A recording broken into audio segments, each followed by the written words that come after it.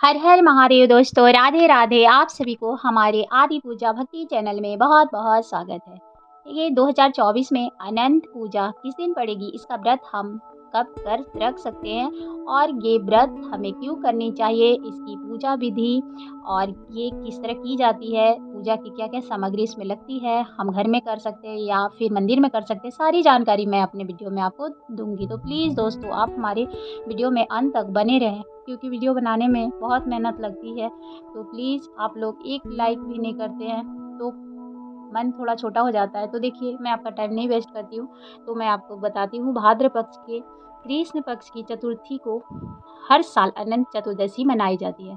पंचांग के अनुसार इस साल 16 सितंबर को 3:10 पे चतुर्थी तिथि शुरुआत होगी और अगले दिन 17 सितंबर को 11:44 पर ये समाप्त हो जाएगी।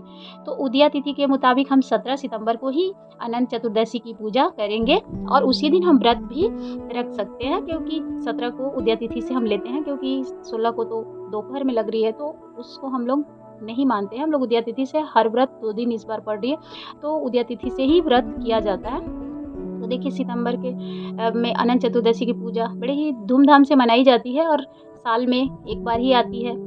तो आप हर कोई ये अनंत का जो व्रत है, इसकी पूजा है, करते ही हैं, क्योंकि इसमें शेष समझिए नाग की भी विशेष रूप से पूजा अर्चना की जाती है। तो लोक मान्यता के अनुसार पूरी श्रद्धा भाव से पूजा करने में अनंत की फल की प्राप्ति होती है। तो अनंत व्रत करना चाहिए और विशेष रूप से इसकी पूजा अर्चना करनी चाहिए।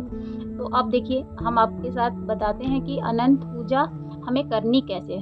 तो आप देखिए, अनंत चतुर्दशी के दिन पूजा के बाद अनंत सूत्र जरूर बांधा जाता है, जिसमें कुल 14 गांठें होते हैं, क्योंकि 14 गांठें रेशम का धागा होता है जिसमें 14 गांठें होती है।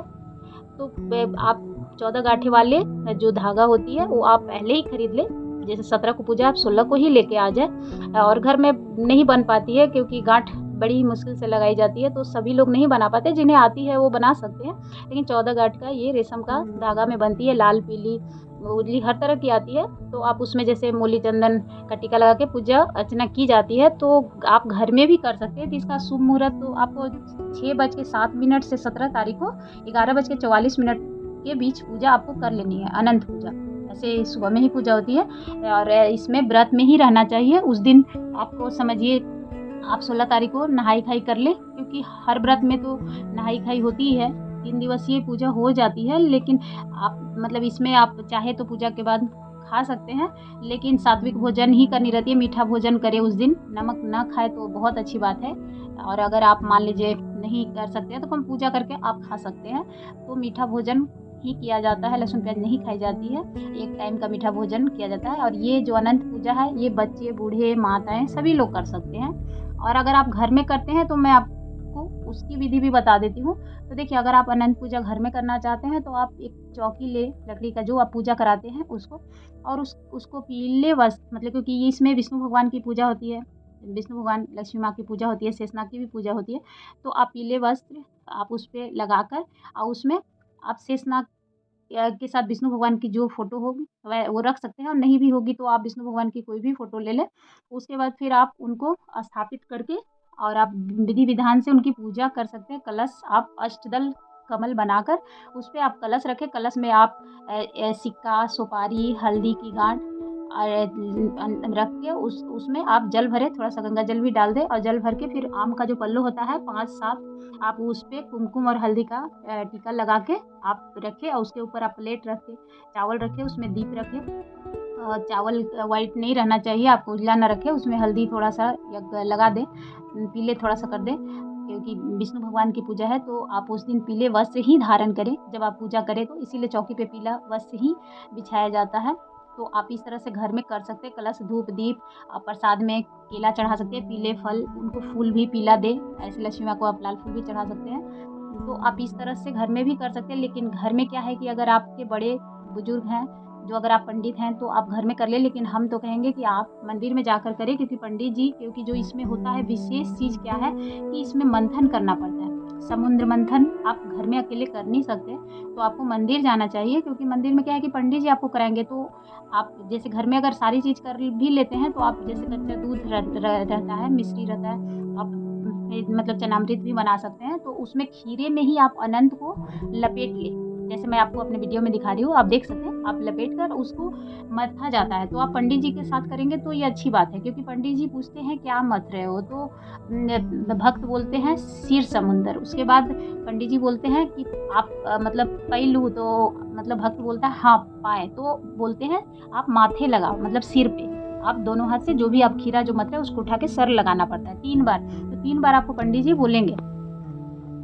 3 बार आपको पंडित जी बोलेंगे जी क्या मथ रहे हो, तो आप बोलेंगे शीर समुंदर। उसके बाद आप पहलू बोला जाता है, मतलब आप पाए तो आप बोलेंगे हाँ पाए, तो फिर आप माथे लगाइए, सिर माथे लगाओ, तो आप सर पे उसको टच कराएंगे, प्रणाम करेंगे। तो इस तरह 3 बार करके अनंत की पूजा होती है पूरे विधि विधान से। इसलिए मंदिर में पंडित जी के द्वारा पूजा कराए तो अच्छी बात है, और अगर घर में आप पूजा है तो पंडित जी को आप बुला सकते हैं। नहीं तो फिर जैसे मान लीजिए हम लोग पंडित जी हैं, तो हमारे दादाजी जो थे शादी के पहले दादाजी कराते थे, घर में ही पूजा कराते थे, तो हम लोग वहाँ कर लेते थे। यहाँ लेकिन कोई बड़ा बुजुर्ग नहीं है तो मैं मंदिर ही जाती हूँ, तो मैं आपको बोलूँगी कि आप भी मंदिर ही जाएँ, क्योंकि अनंत की पूजा आप मंदिर में ही करके आए। क्षीर समुंदर जो मतना होता है वो अकेले नहीं हो पाती है, और जितने भी घर में परिवार हो सबकी अनंत आप खरीद ले, और कच्चा दूध या फिर आप जो भी मतलब ले सकते हैं, और मिश्री और खीरा और जो प्रसाद आपको चढ़ाना है वो ले लें। सारी चीज़ आप थाल में लेकर जाएँ, और दक्षिणा ज़रूर पंडित जी को दें, क्योंकि उस दिन विशेष माने दक्षिणा देनी होती है, तो आप ज़रूर दें। तो आप पंडित जी को सब कुछ देकर पूजा करके प्रणाम करके अपनी अनंत लेकर आए। उसके बाद महिलाएं हैं तो बाएं हाथ में बांधे, और अगर पुरुष हैं तो दाहिने हाथ में बांधे। अब अगर आप जैसे कम से कम आपको जो अनंत बांधे हैं 14 दिन तक आपको हाथ में बांधनी चाहिए। तो देखिए इसमें तो मान्यता है कि आप 14 दिन बांधे हैं तो आपको लहसुन प्याज नहीं खानी है। तो अगर आप मान सकते हैं तो अच्छी बात है, नहीं तो अब आपके घर में जैसे होता होगा आप कर लीजिएगा। लेकिन इसकी विशेष है, तो आप ऐसे भी कर सकते हैं। ऐसे आप अगर नहीं, आपका मंदिर मान लीजिए आपकी दूर है, आप ना नहीं जा सकते, तो आप घर में भी कर सकते हैं। तो आप देखिए घर में आपको तो मैं कुछ विधि बता ही दी हूँ, फिर से मैं एक छोटी सी विधि बता देती हूँ। तो देखिए आप सुबह ब्रह्म मुहूर्त में स्नान करके व्रत का संकल्प लें। उसके बाद फिर आप जो भी अनंत चतुर्दशी के दिन आप भगवान विष्णु का स्मरण कर व्रत का संकल्प लें। शुभ मुहूर्त में भगवान विष्णु और माँ लक्ष्मी की तस्वीर या मूर्ति जो भी है चौकी पर स्थापित करके, उसके बाद हल्दी, केसर, कुमकुम, फूल, अक्षत और जल अर्पित करें। इसके बाद आप एक कच्ची डोरी में जो भी मतलब आप रेशम का डोरी हो चाहे कच्ची डोरी वाला जो भी आप अनंत का लाए हैं, अनंत सूत्र, उसको तैयार करके आपको घर में अगर आप कर रहे हैं तो मान लीजिए आप मंथन नहीं कर सकते हैं, तो आप बोलना है ओम अनंताय नमः मंत्र के साथ श्री हरि को अर्पित करें। इसके बाद आप अनंत सूत्र को अपनी कलाई में बांध लें। कथा का पाठ करना भी बड़ी ही आवश्यक है, तो आप कथा जरूर सुने या फिर आप पढ़िए, घर में कोई है तो पढ़े, या मतलब आपको सुना देंगे, नहीं तो आप खुद ही कथा कर ले। अब दीप मतलब दिया तो आप पहले से जला के ही रखें, उसके बाद फिर आप उनकी आरती करें विष्णु भगवान की, धूप दीप दिखाएं। अब उसके बाद फिर आप प्रणाम करके प्रसाद ग्रहण कर सकते हैं और सबको बांट सकते हैं, और जो भी अनंत का धागा है आप अपने कलाई में बांध लें। तो इस तरह से आपको पूजा करनी है, और आप व्रत रख सकते हैं तो अच्छी बात है, नहीं तो आप सूर्योदय मतलब जो होता है सूर्यास्त उससे पहले ही आप मीठा भोजन कर लें। एक बार ही सात्विक भोजन की जाती है बिना नमक का, तो आप ऐसे करके आप अनंत पूजा कर सकते हैं। बड़ा ही फलदायी व्रत है। और देखिए अनंत पूजा के दिन ही आपको पता ही है कि गणेश चतुर्दशी जो 10 दिन की होती है, वो उस दिन गणेश भगवान का विसर्जन भी होता है, गणेश जी की मूर्ति का विसर्जन तो भक्त द्वारा की जाती है। तो गणेश चतुर्दशी जो है उस दिन समापन होता है, उसी दिन विसर्जन होता है, इसलिए गणेश भगवान की भी विशेष उस दिन पूजा होती है। तो इस दिन आप भगवान अनंत विष्णु की पूजा के साथ साथ आप गणेश भगवान की भी पूजा कर लें, और उस दिन विसर्जन होती है। तो महिलाएं भी अपनी सौभाग्य की रक्षा और सुख और ऐश्वर्य की प्राप्ति के लिए यह व्रत करती है। तो इस दिन व्रती महिला को भी सुबह व्रत के लिए संकल्प लेना चाहिए, और विष्णु तो भगवान की पूजा अर्चना पूरे मन भाव से करना चाहिए, और अनंत सूत्र को बांधना भी चाहिए, क्योंकि देखिए अनंत जो होता है अनंत सूत्र और रेशम या सूत के धागे के अलावा किसी अन्य धागे का इस्तेमाल नहीं किया जाता है, और इसमें किसी भी मतलब पशु या पक्षी को भी सताया नहीं जाता है। तो अनंत का धागा का बड़ा ही महत्व है। तो आप मतलब जो भी इसमें पूजा करें तो सोच समझ के, और एकदम लहसुन प्याज एकदम पूरी तरह वर्जित है, और कोई भी आप मतलब किसी की बुराई या चुगली ना करें, मन से श्रद्धा से पूजा करें तो घर में सुख शांति बनी रहती है।